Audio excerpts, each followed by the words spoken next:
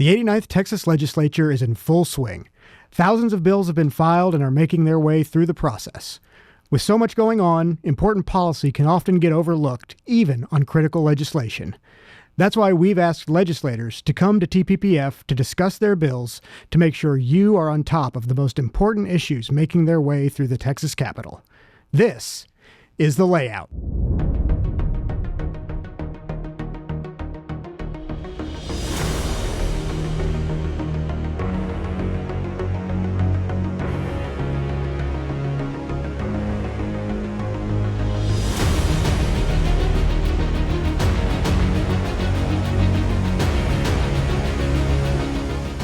I'm Andrew Brown, Vice President of Policy with the Texas Public Policy Foundation.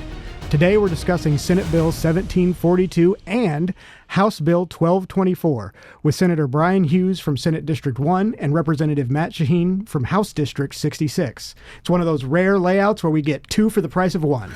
Chairman Hughes and Shaheen, welcome to The Layout. Thanks for having us. Thanks for having us. Now, your bills would require the teaching of something called the success sequence in public schools. That's right. For those who aren't familiar, describe what the success sequence is.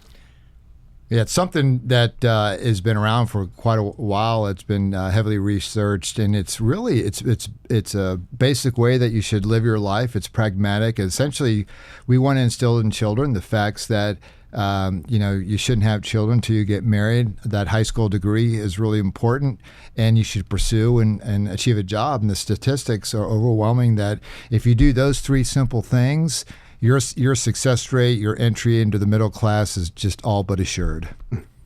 Senator Hughes, what sparked the need for this legislation? Fundamental things like Chair Shaheen just described. Many folks were taught that by their parents. Many were not. And many parents weren't taught that by their parents. And so fundamental things like that, to really enjoy the American dream, to achieve what's offered to you in this country like no other place in the world, those three things, the numbers are just off the charts. Now, if somebody makes a mistake, they don't get this right, they don't do this, it's not that they're doomed, it's not that they're cursed. This is America. By God's grace, you can work hard and try again and do better, and that's always going to be an option. But if we can encourage our students to get these things right, man, their lives will be a whole lot better. Absolutely. Walk us through the bill and describe how it's going to work once it's passed into law. Well, so it's those three items, and essentially what the legislation does is it directs the SBOE to, by the rulemaking authority, require that students be exposed to this at least twice before graduation. They're targeting grades 6 through 10. And then they also are tasked with developing the curriculum as well. And that really makes sense, right? They're elected. They're responsible for a lot of the education policy in the state of Texas. So giving them that responsibility is pretty key. So we'll rely on them to do all the details to get this implemented. And there's a community engagement component to the bill as well, where the schools can actually work with nonprofits in the community that may already be doing this work. Why is that important for the bill?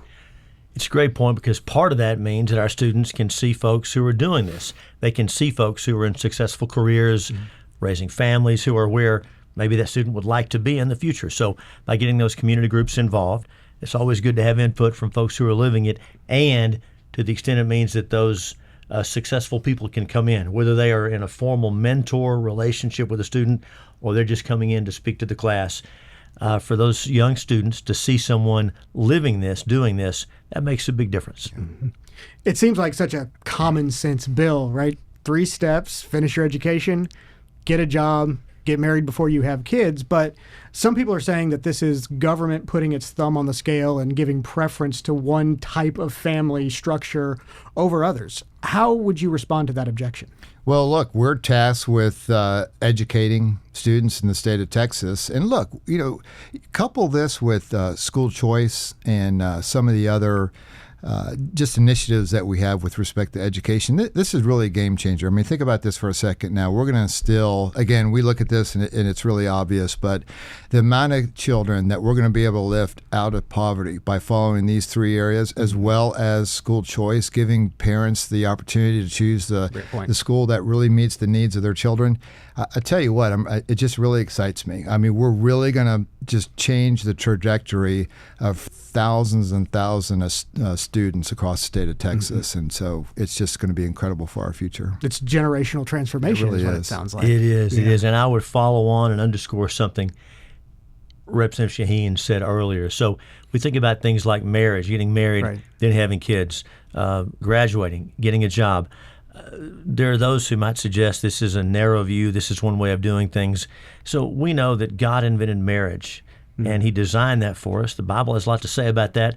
Even without the Bible, Western civilization, natural law has a lot to say about that. But even for someone that doesn't believe any of that, this is not religious, this is not cultural.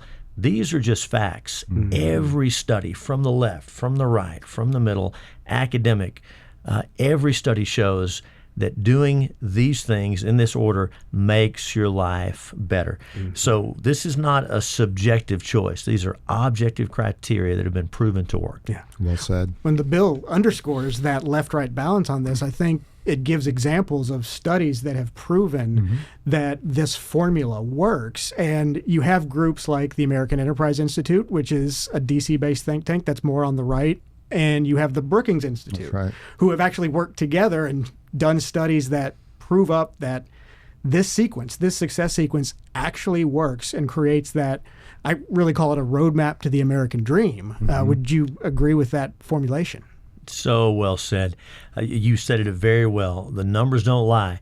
And while these things seem very basic, very fundamental to some people, other folks don't see it that way.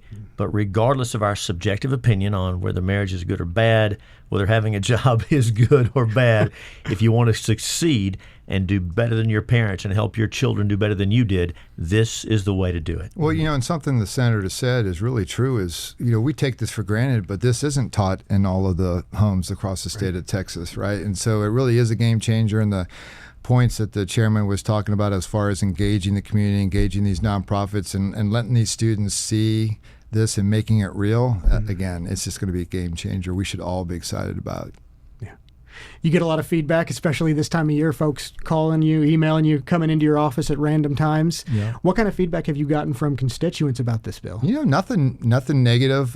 When I was doing some town halls right before session, some education-focused town halls, we talked about this and got really good feedback from the audience and the like. So, at the end of the day, it's kind of hard to argue. I know there will be folks that will, and that's perfectly fine. We'll address whatever issues that they have, but it's all been favorable when you open it up to the public and during a town hall like I did. All right. Well, Chairman Hughes, Chairman Shaheen, thank you for being part of the layout, and we wish you the best on these important bills. Thanks a lot. Thanks for having us. Thank you so much.